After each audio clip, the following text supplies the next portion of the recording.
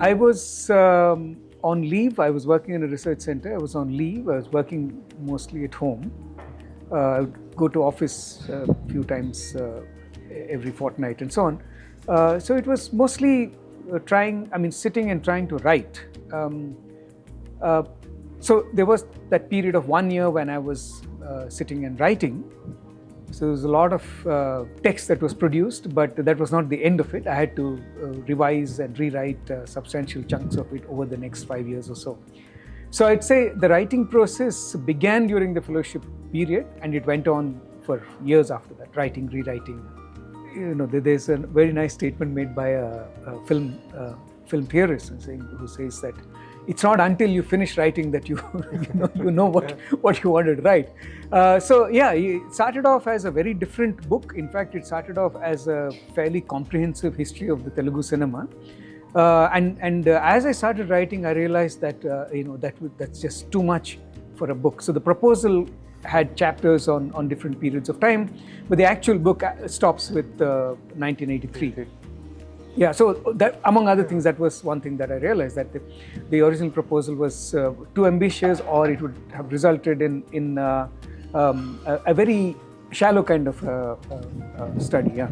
First of all, the really good thing about New India Foundation is that it's not intrusive. You know, it's not like you have to send quarterly reports or text to get the next installment of the fellowship and so on. I like that a lot, because it gives you time to think through things. There are breaks in between. You don't have to take anybody's permission. At the same time, I was meeting Professor Ramchandra Guha every 3 months. He was again, he was not saying, okay, now how many words each time. So it was just like, ideas I was working with, other things that I was doing, all that conversation happened. It was good to sound things off him. You could talk to him about it, and he was interested in my project. He was also very, very wild. I mean, he's very, very widely read. So there was also kind of interesting inputs that I would get from him. So that was the kind of contact that I had with. He was a one-point contact with the foundation. It was very good to have him. Yeah. So I made a somewhat ambitious or over-ambitious claim, was saying that this is a slightly different kind of story about the cinema than others might have told, or most others have told the story differently. My argument was that you can't really understand this region without understanding its cinema. I was not trying to say that the cinema reflects what's happening. Of course it does that, but I was saying that the cinema has played a substantial role in the way this region has has been shaped over the years. So the claim was a little different. The hope was also that similar questions would be asked of other cinemas, especially in regions where cinema has been a key player in the public domain, a key public institution. It may not be true of all regions of India, all parts of the world, and so on. So that was one. The approach was a little different. The range of materials I was looking at, again, had not been done very often. I know very good scholarship on cinema had already been, was already available.